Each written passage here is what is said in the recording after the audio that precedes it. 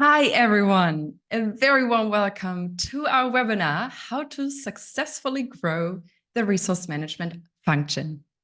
My name is Nora, and I'm so pleased to be your host for this fantastic webinar. My passion is to unleash the potential of organizations and people by tapping into the future of work and creating more productive, adaptive, human, and joyful ways of working. I'm very excited that you're joining us for this session today, and I'm looking forward to a really insightful discussion with our fantastic guest. As a check-in, I would love to get a sense for who is here with us today. So please, I invite you to share in the chat, where in the world are you joining us from, and what is trending in resource management right now? And I'm looking forward to seeing your answers in the chat. First ones are coming in. We've got Maine and KPIs. Nice. Got Memphis, Florida, and running more lean. Fantastic topic. Got New York joining us, Los Angeles, Chicago, efficient staffing. Got Colorado, Norway, beautiful. Got Chicago, Savannah.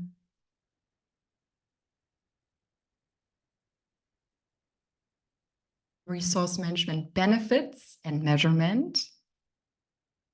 Fantastic topic indeed. We've got Charleston joining us, Ireland. Hello. Utilization and revenue. We will be touching on that today. Awesome. Well, thank you very much for sharing a little bit about you before we dive in to our session today.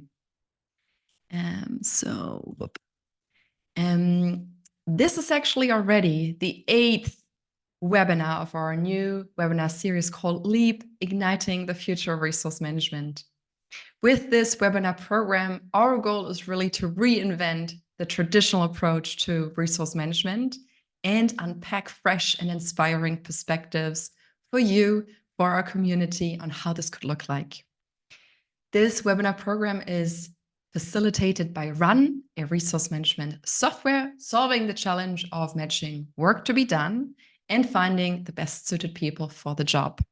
And just a call out that there is an opportunity to connect with the Run team at the upcoming RMI Summit in April. So please feel free to reach out and to connect to us.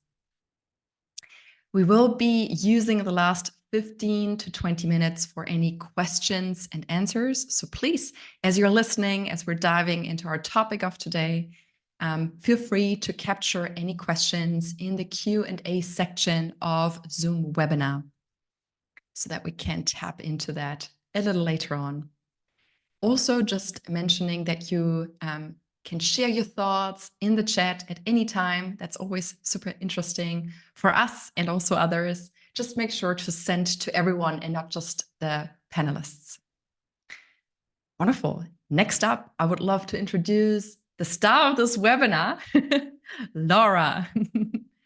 Laura Dean Smith has over a decade of experience working in resource management, project management, and operations, and is passionate about the strategic value resource management can bring to organizations. She's currently the Director of Operations, leading the Centralized Resource Management Office, RMO, for Clarivate's consulting business. She's focused on bringing best-in-class resourcing for both internal and external resources, and is always looking for innovative ways to demonstrate the positive impact of resource management on both business outcomes and colleague engagement. Laura holds her RMCP certification and has spearheaded the implementation of resource management support for her organization. Her motto is, the answer is yes. The question is, how do we do it? Welcome to the webinar, Laura. It's a pleasure to have you. Thanks, Nora. It's great to be here. All right, let's kick off. We have so many fascinating questions when it comes to growing the resource management office. And I'm super excited to share this with our audience. So I'm happy that we've got about an hour now to dive into this. Before we dive into your journey of growing the RMO at Clarivate, could you share a little bit about your journey in the field of resource management and what has led you to your current role as Director of Consulting Operations, Resource Management at Clarivate? Yeah. Um, so I was definitely a kid growing up that didn't know what I wanted to be when I grew up. As I went through the first few years of my professional journey, I found myself really doing a lot of operations roles, support roles, a lot of project management activities, and stuff. And so, but in all of it, I felt like something was missing. I have a degree in sociology, 2 degrees actually in sociology. And so that people piece was really missing for me. And so as I started venturing out to decide what are my next steps in my career, I stumbled across this field of resource management. And it just really, as I was reading about it, it was hitting all the right notes. The first resource management official role that I found and stuff is with a company. It's been acquired a few times, but the company that I'm working at now. And as when I was hired 5 years ago, I was the only resource manager at the time. A lot of the concepts were very familiar with me, but I didn't really realize that there was a whole field and industry around resource management. As I started to learn more, I started to formalize my approach and my thought process around it. And from there, I really just decided that resource management was going to be my mission in life for myself, and then to also just bring the benefits of it to different companies and organizations that I work with.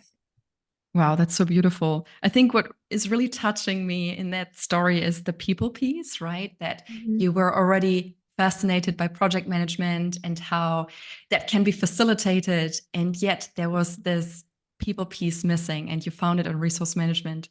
Something that you mentioned in our previous discussions leading up to this webinar was that you really found your home in resource management. Yes. And that is just so beautiful. So, yeah, I think you really found your spot, and it's so nice to see that unfolding.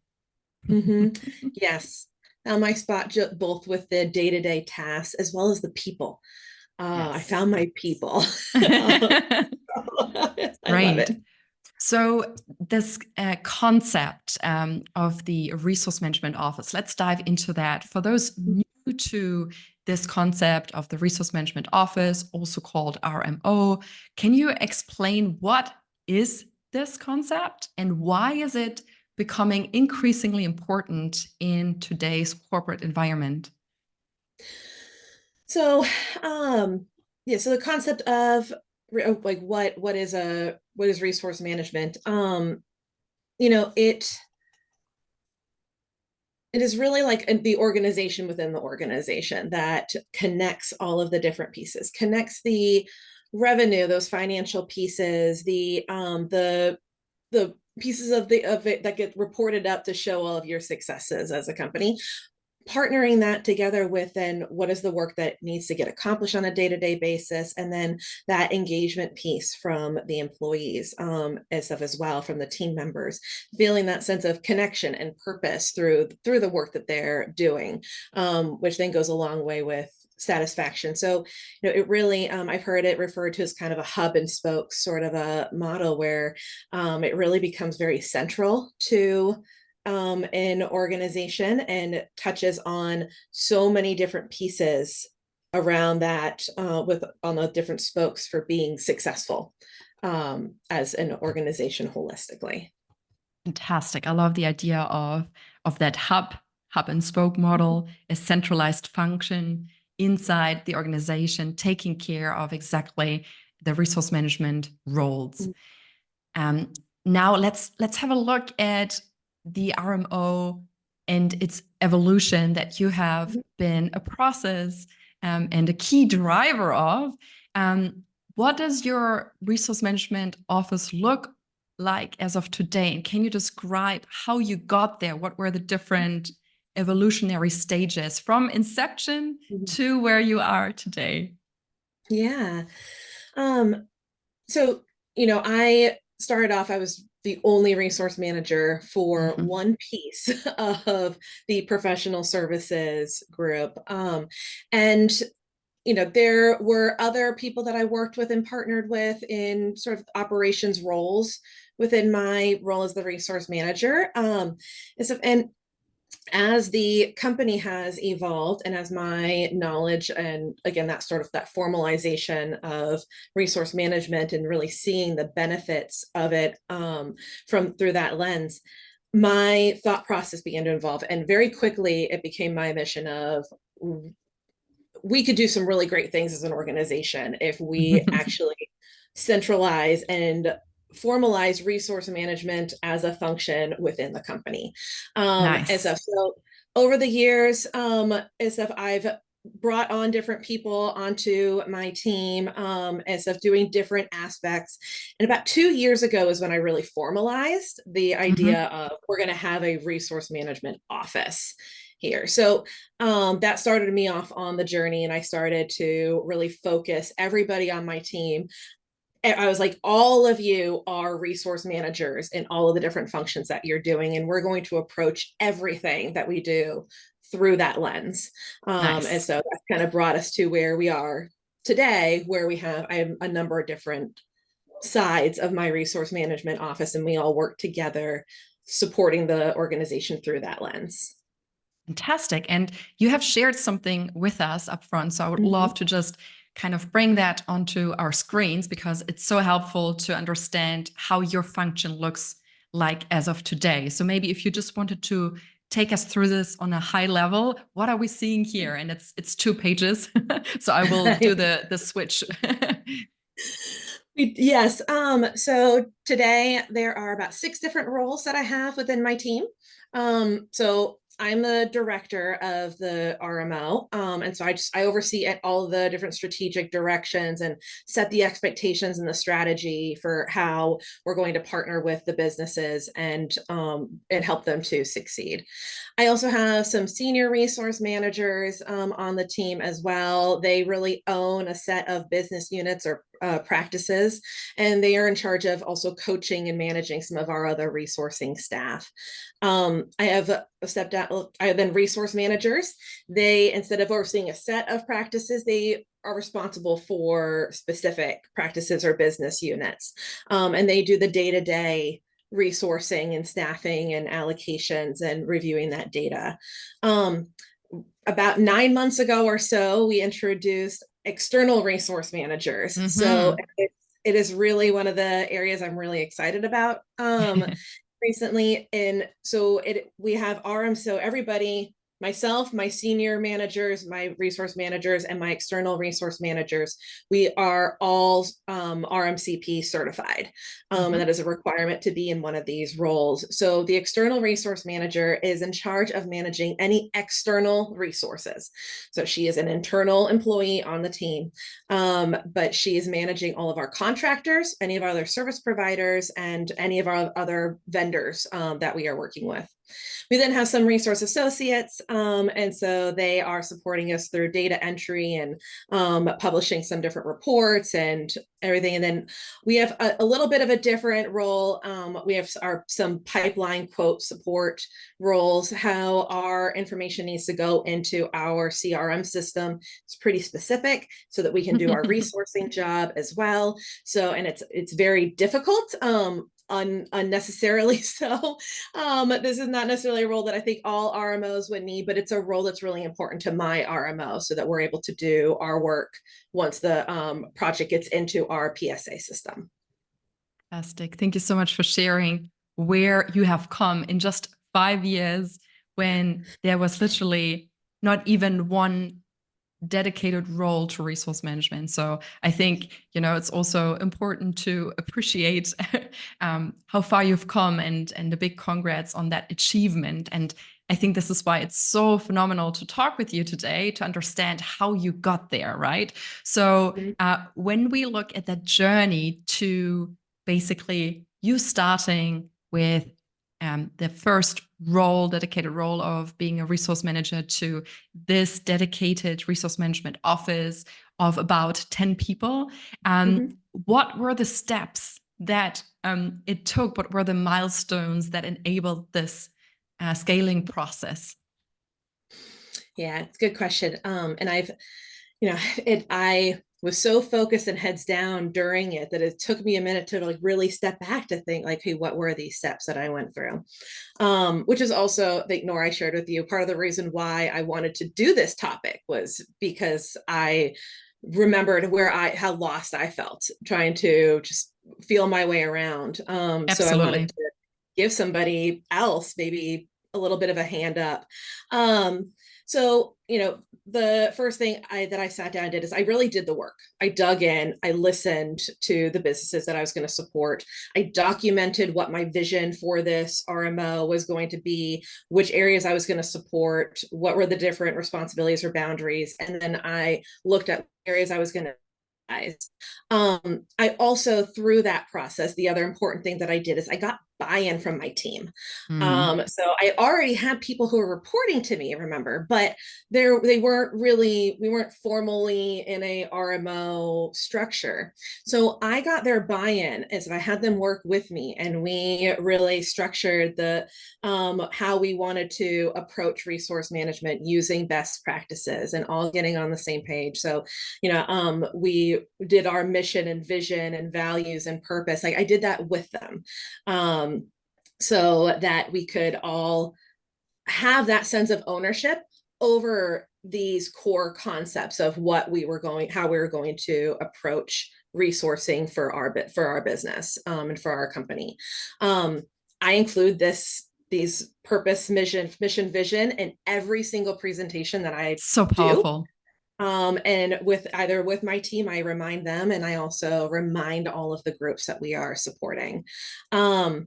I also, with getting their buy-in, we also have a set of values within the company.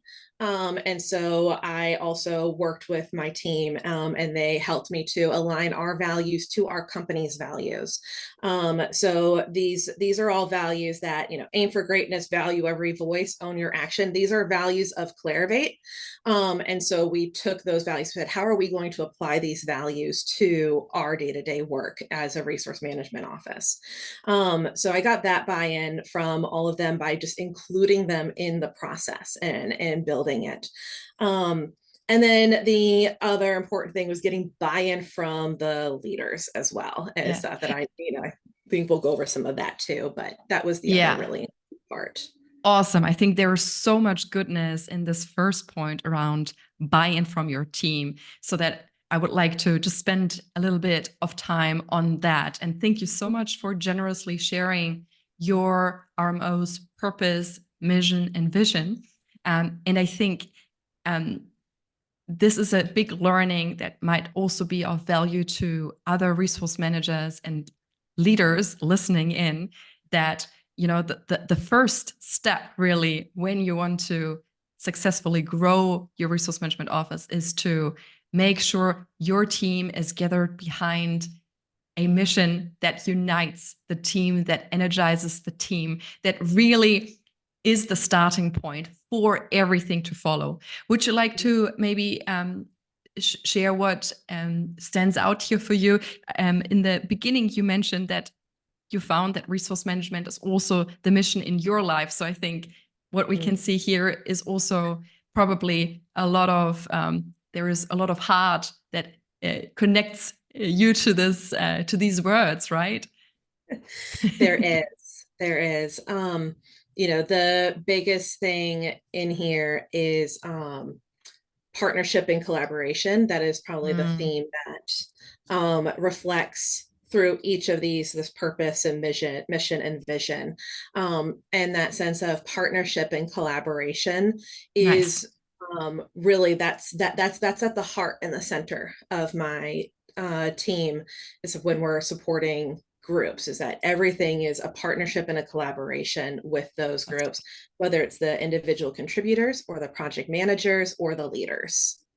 And it reminds me very much of what you shared here, which I think is such a core, right? It's about empowering success together. So you partner with the business in the best interest for the business, the project, and the person. So I think this is very much represented in your purpose, mission, and vision, which is very powerful. And I also love that hint you gave on including this in all of the communication that's coming from anyone from your team with the business, right? You can't over communicate this. It's the guiding star, and it's important for the other roles and departments to really understand what this new and evolving function is all about. Yeah, that's really cool. And how clever to take the company values and then reflect on how can we contribute as a team to making our company and its values come alive. Yeah, that's very, very clever. Now, you already touched on the second very important milestone when scaling and growing the RMO. After buy-in from the team, it's also very critical on getting executive leadership buy-in. So that's the next very, very fascinating piece in your story that I would love to dive into. And I think this is a great starting point. Can you tell us how you went about creating that compelling business case? How did you get the leadership support? What can we learn? Yeah. So we were mainly supporting one business unit in a consulting organization that had 5 at the time. So we had 4 other groups that we were not supporting 2 years ago. So what I did, because I had very little knowledge of what the current state was, or what type of work that they do, or how they manage their teams, I spent about 2 months going and talking to each of the senior level leaders of that group, and then everybody one step down from them, for each of these different business units. And I through that, it was like a listening tour, and I asked them a lot of questions related to resourcing without like stating resource management. I really wanted to more understand the current state and the story that they had to tell, more than I wanted to know what they had for an understanding of resource management principles or practices. Right.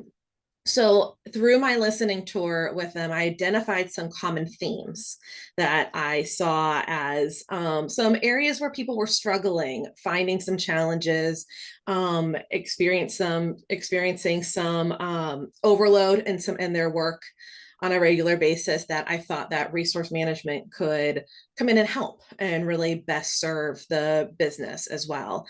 So I outlined all of the problems and challenges that I had heard from the different groups. And then I took those and I gave a proposal for how I could address each of these different areas. So on this slide right here, this is a summarized. I mean, when I did this with the senior vice president, is who I presented this to. As if I talked through these different points with him. Up here, you just see the overall summary, but these were the ways that I was telling him, like, hey, here are the challenges that your teams are experiencing, and here's how a resource management office would be able to help your teams. And so I laid this out for them. And then I also, through this, also communicated a lot of the impact as well. What would the impact to them be? There's so much I love about this. I think it's such an incredibly clever approach that you took. And I just wanted to highlight that the idea of the listening tour is a reoccurring theme. Christine Robinson also mentioned she did. She followed a similar strategy when she got started in an organization. So I think that's something our audience can really take away. In case you haven't done so, go on a listening tour. You spent about 2 months. I think that's time very well invested, talking to senior leaders, maybe the level below, and really understanding, asking a lot of questions. What are the pain points? What are the friction points? What is the potential that we are not addressing at the moment? And then even taking that language and then translating that into the opportunities in which resource management can address exactly these pain points. This is very much an approach that will allow you to get buy-in very effectively. So that's clever. And also the listening tour enables you to really start creating valuable relationships, right? When you sit down with people and have that conversation, they also get to know you and understand what mission you're on. And from there on, they will be much better placed at supporting you on that mission. Yes. Yes. And it plays into that partnership element as well. Yes. That in order to Collaboration. have that partnership and that collaboration, you need to have trust. You need to have Yes. relationship. You need to have an understanding of what that business is doing, what type of work that they're doing, what are their priorities. Is it like Nice. you have to have that understanding of them in order to provide good part and successful partnership and collaboration. So clever. Yeah, I love that. And then you even went a step further and created, like, I love this value proposition of the RMO in a nutshell. So maybe can you just quickly run us through what was the synthesis that came out here? Yeah, so the biggest piece of this is like for the senior VP that I talked to as well as for internally is that second bullet point there, the standardized inputs and just standardization in general. And so a standardized way of approaching that right person, right place, right time for assigning projects, for partnering with the leaders to help to identify what those needs are and how we're going to do right person, right place, right time for each of those projects. Also a standardized way of measuring utilization so that we can tie it across all of the different business units and practices, which also means a standardized definition of what the different type of work is and really putting those different types of work into buckets. And then, that part of third parties down there as well, we're going to maximize our use of internal teams, but we're going to have to use external third parties at times as well for either capacity or skills. So being just more mindful and again, being standardized and why, like the justification, why do we need to go out and use them to be able to serve that up to the leaders so that they can make the most informed strategic decision with what sort of guidance that we're suggesting alongside. Yeah, that's brilliant. And I also love this format of just creating a little, summary of this is basically what we're all about in one nutshell, the value that we're providing. That's very nice. And also, you shared something else with me, which I'm so excited about. Again, I think it's so well done by you and your team. It's the idea that through having a dedicated resource management function, you can also impact the revenue of the business very much. And so, yeah, this way of looking at it, I think, is extremely helpful potentially for all the people on this call.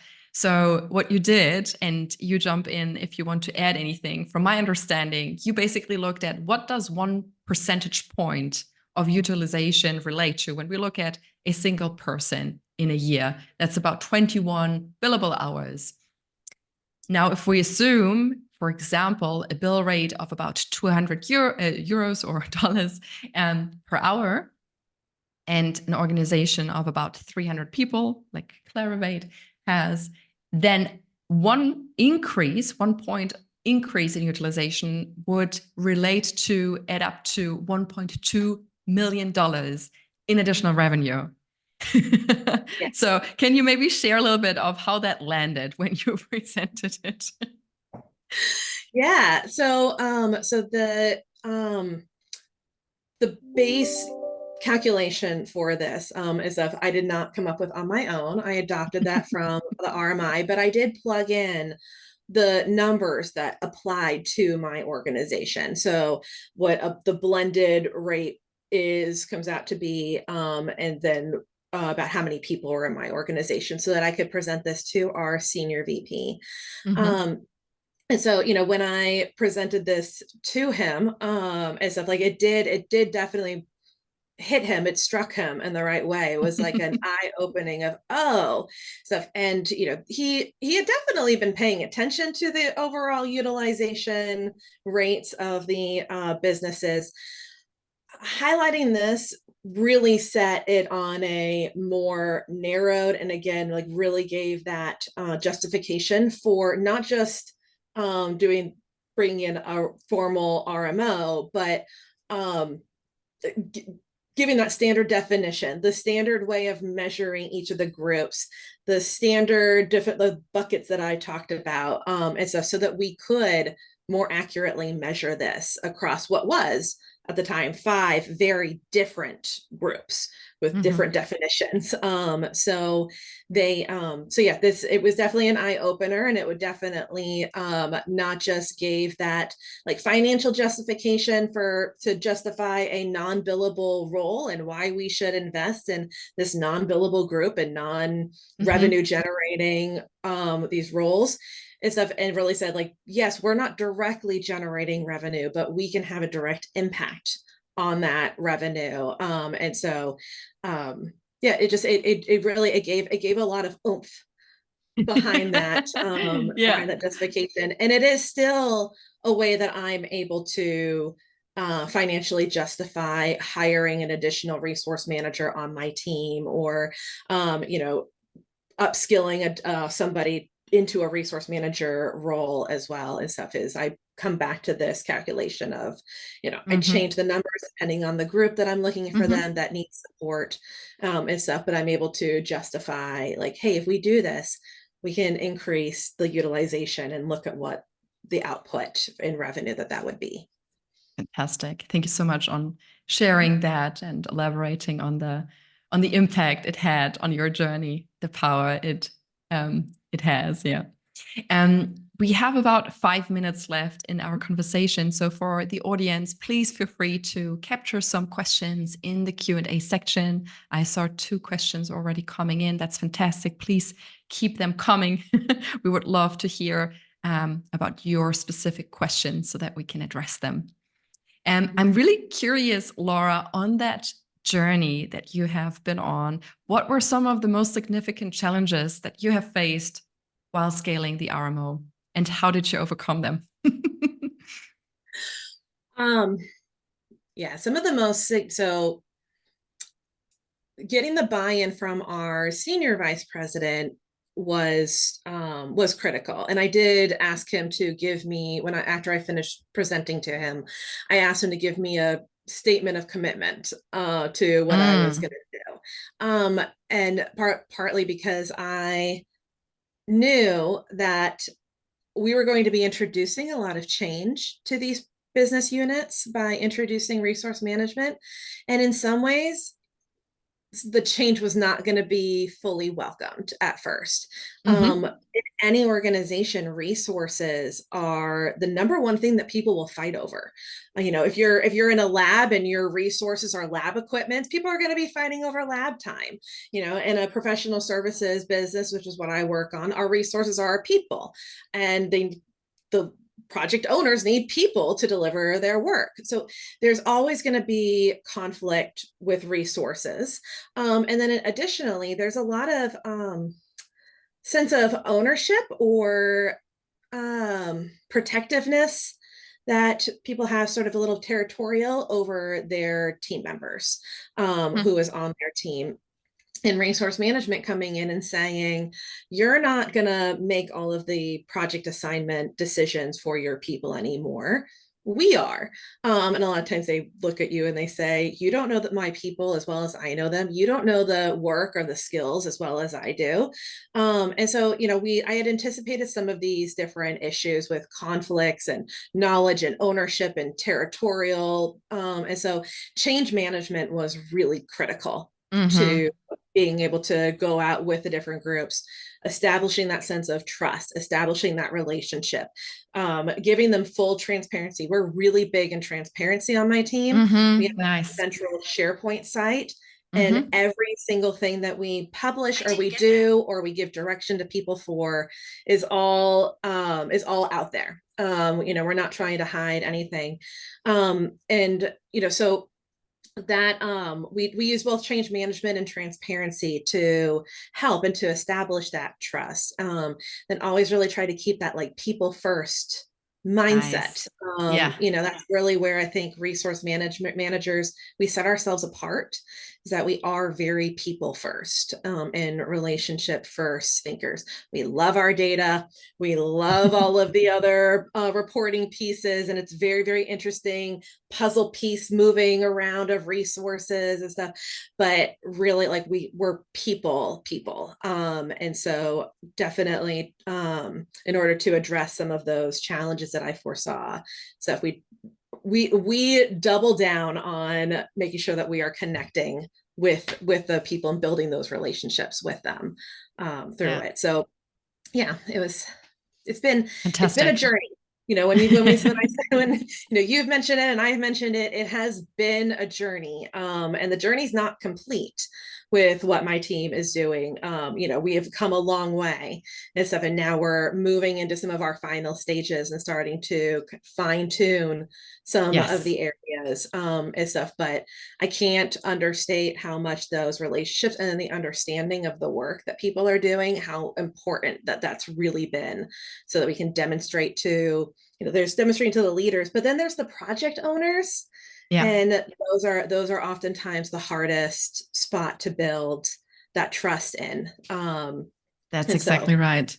And I mhm, just wanted to share this, which yeah. supports this point so well around how to actually create trust and be transparent. What you've done extremely well is to lay out, this is how we can support you. This is how we can be of value to you. And examples of that around governance, staffing, forecasting, etc. But not only that, you also laid out what we don't do, what you don't do as a role, as a function, where you're, very mindful not to cross boundaries, to really emphasize, to highlight the relationship, the partnership and collaboration you're after.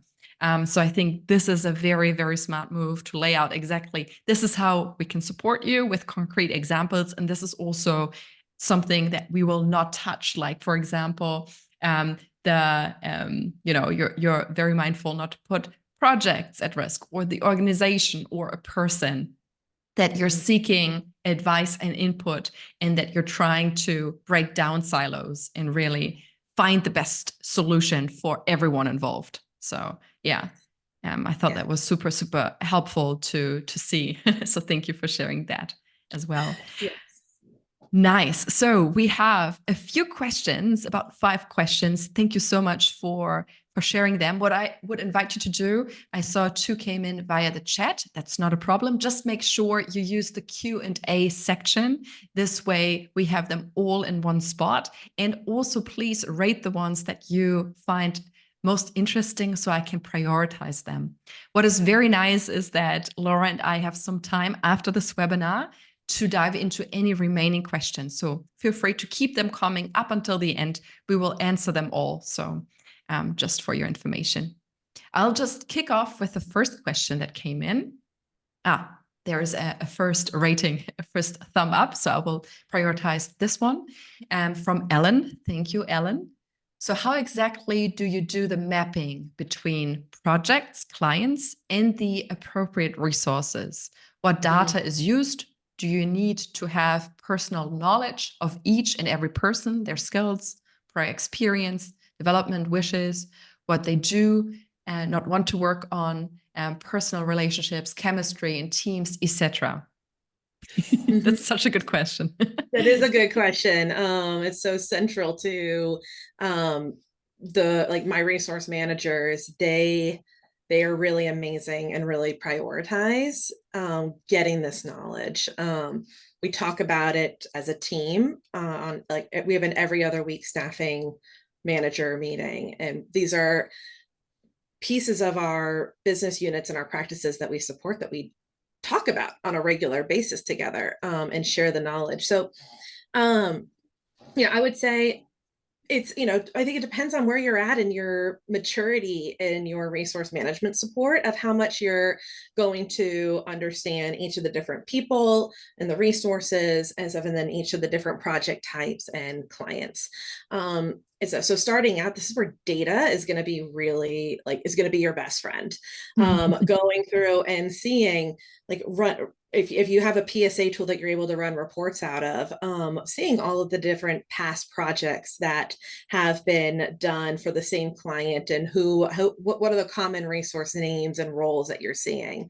And so looking at what are the different, like, are there commonalities in project names, stuff that you can pull out. So somebody that you can build a one-to-one friendship and relationship with, that's part of that practice or that business unit, to get some information from. Ask them questions, like, say, like, hey, can I be like, when we were before COVID, all in offices, I had a cubby mate, and she was one of the consultants for one of the practices, and I would lean over to her all the time and be like, I don't know what this means. And she would be able to explain it to me. So, but, like, identifying some of the resources that you can build that relationship with, to ask a question without feeling like you're going to come across as stupid or not knowing, like, why wouldn't you know this?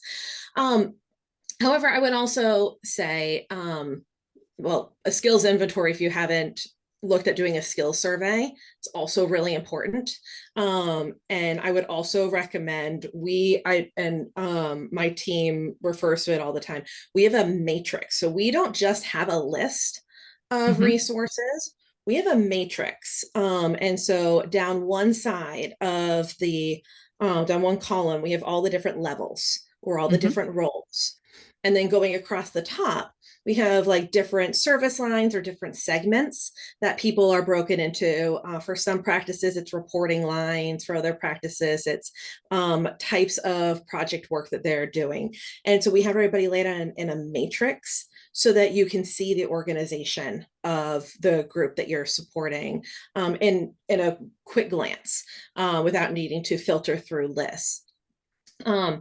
However, I would also say you don't need to be an expert on the project types in order to gain the knowledge of tying together what the project type is, what are the skills required for that project, the roles required, and then looking at your skills and roles data, and tying those together.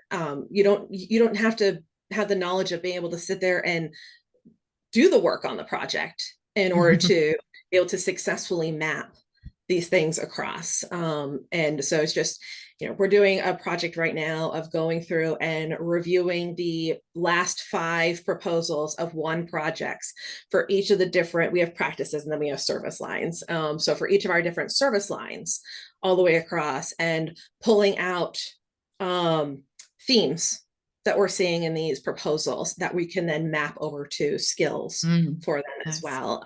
And so, there's definitely a lot of research that you can do on your own, and then asking some different people some advice of what is actually needed or what's happening on the projects.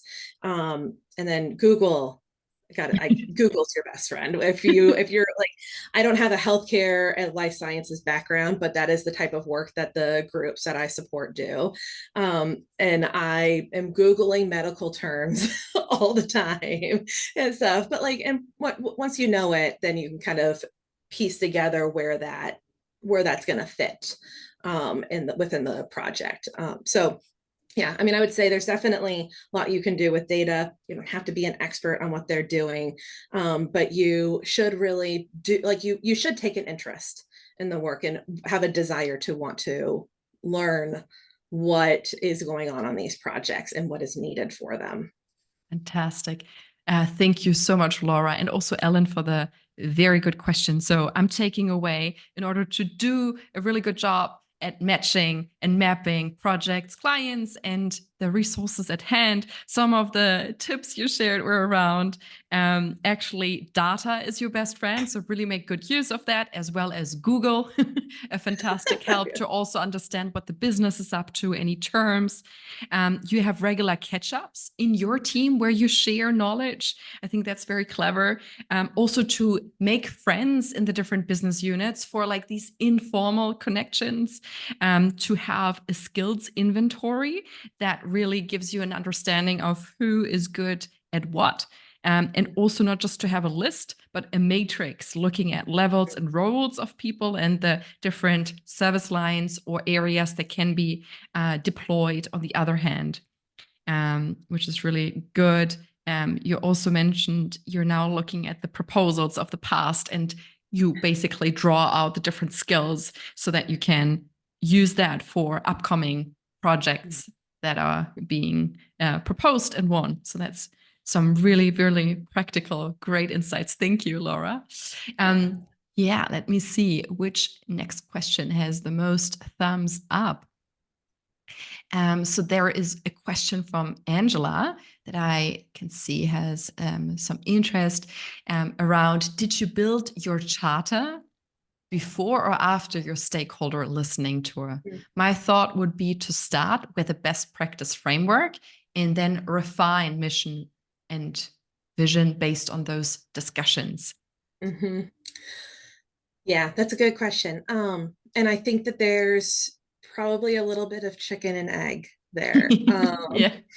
So, I mean, my team and we started probably about a month or 6 weeks before I started the listening tour, starting the discussions of just what was it that we really saw that we wanted.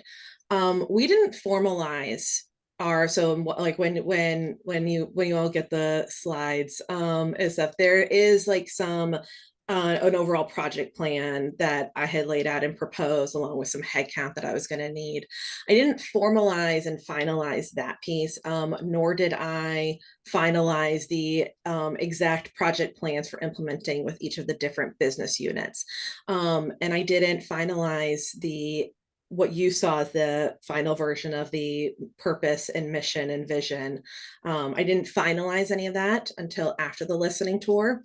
I did think that it was important, though, to start those discussions with my team, even ahead of it, so that we could work together, and I could get that, again, that buy-in, that ownership, that sense of like, we are going to build the resource management office that is not only going to be the best for the business, but that we believe in. And so, there was a lot of it that happened at the same time, and a parallel with each other. Some pieces of it I brought and married together. Some pieces of it I allowed my team to take the lead on. Some of it I let the business units take the lead on as well, and stuff. So, really, it was really a cool experience to go through, to have all of these different activities happening at one time, because it felt like it was sort of meant to be, almost sort of serendipitous, sort of how it all ended up working and coming together in the end, having all of these different sort of work streams around building the RMO happening at the same time, Yeah. but then also seeing like them aligning them all together. Fantastic. To get a cohesive view.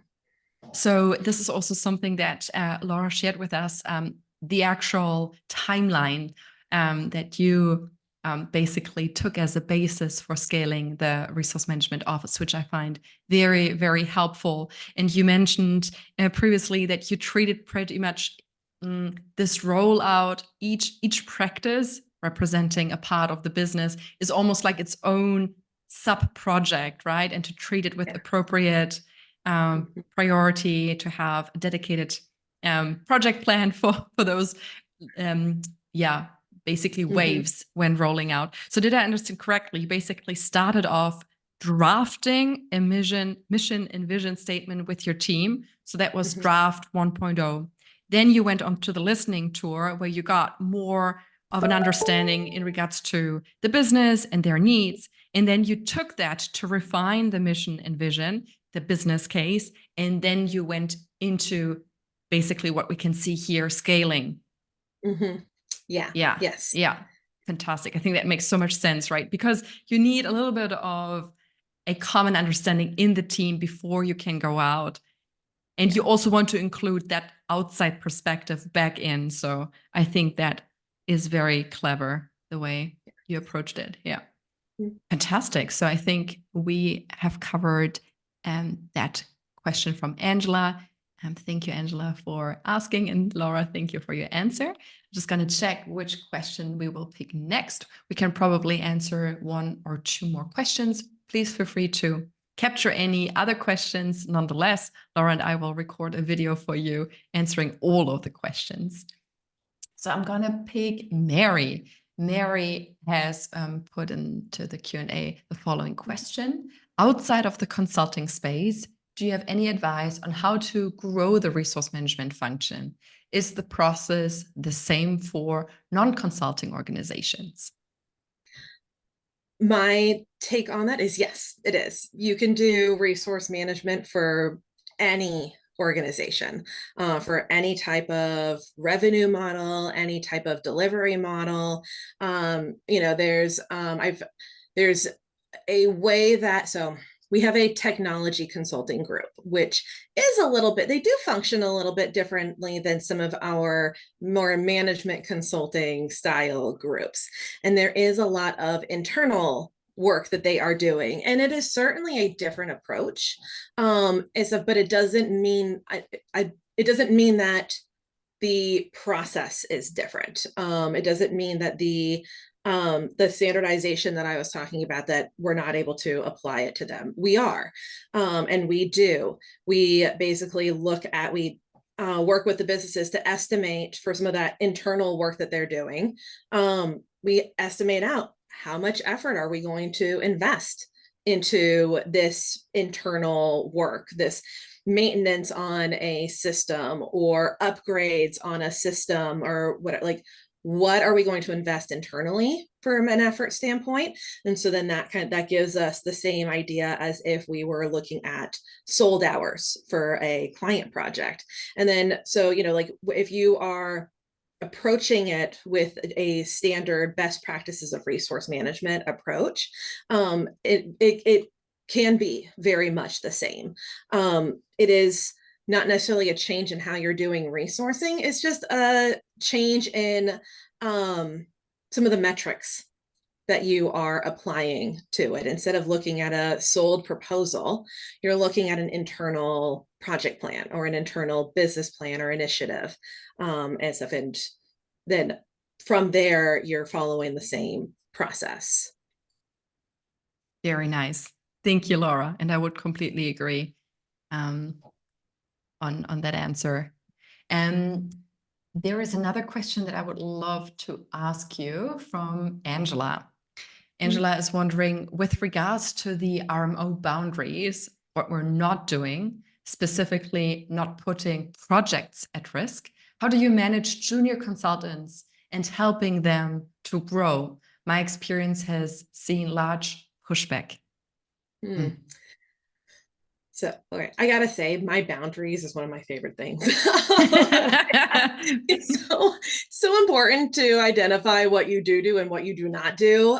We can't be all things to all people, and it's also really important to make it clear what are the things you're not gonna do, like not gonna put a project at risk.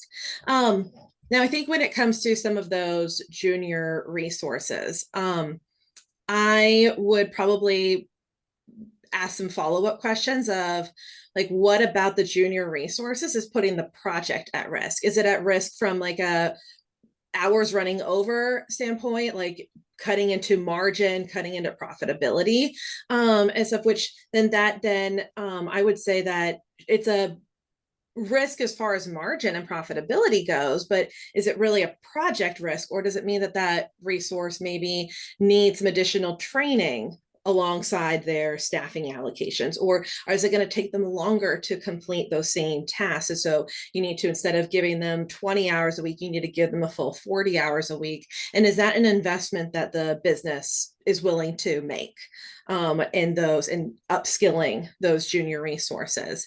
And so I would look at the problem a little bit differently Nice. and not necessarily view it as a project risk and stuff, but view it as more of a needing to upskill your team and what are the different ways that that can happen. We in my organization, we have a couple of different options for that. For upskilling those resources, we have something that we call shadowing. Oh, We I have love this very, that.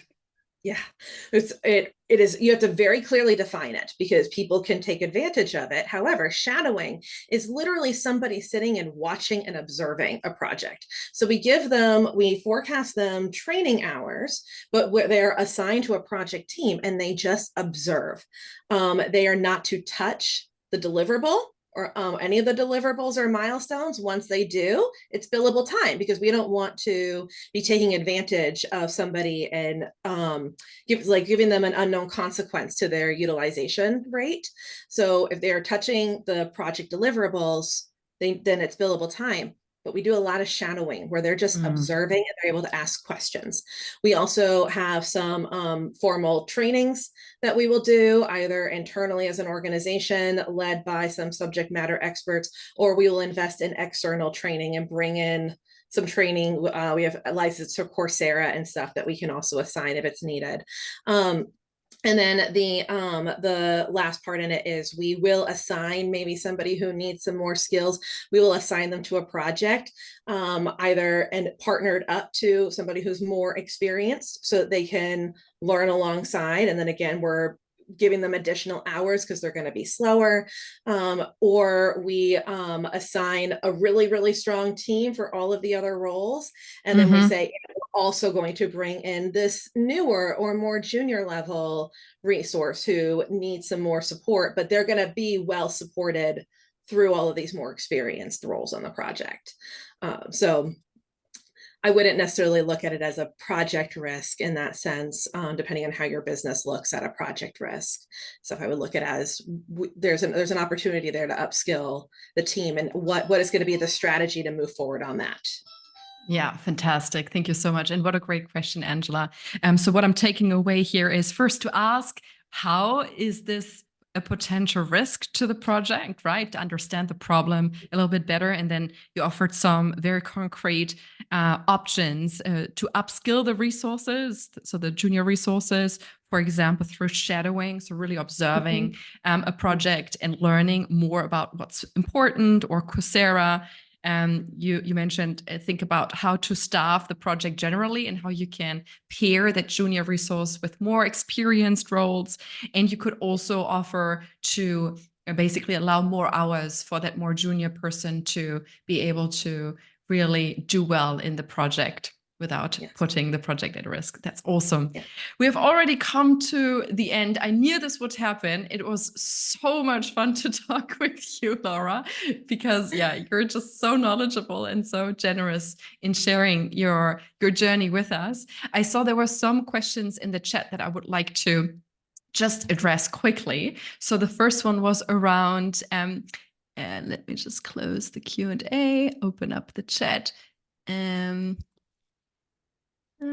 Chat, where are you? Here. Perfect. Can we get the slides, please, afterwards? And I think, Laura, we can say, yes, we're happy to share them with you. So watch out for that email after the webinar.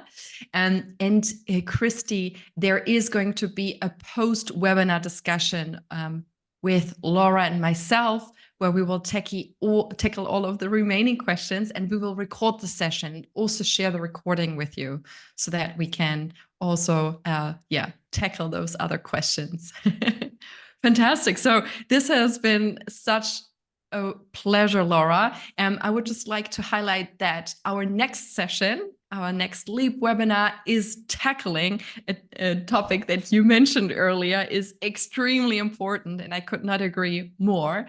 It's about leading change in resource management. What are some strategies for resource management leaders, how we can look at change in the best way? And we will have two fantastic speakers, Raul and Kent, joining us and sharing their journeys and expertise on this topic. So please make sure to join us next month in April for that session. And last but not least, I would love to ask, as always, for everyone who's in the room, what are you taking away from the session today? What were your nuggets of insight that you are taking away? Please share with us in the chat. It's always so lovely to see that.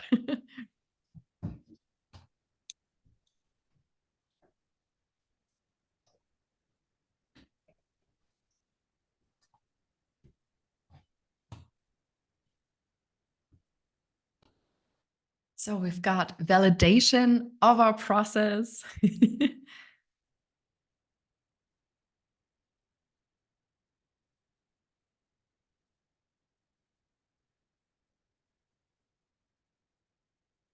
What was the most insightful topic today that we covered?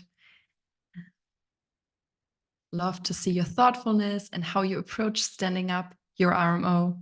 A very considered approach indeed.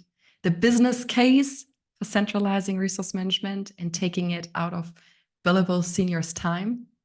Nice. What an RMO does not do. Yes, the boundaries. Whoop, whoop. Awesome. Feel free to continue sharing.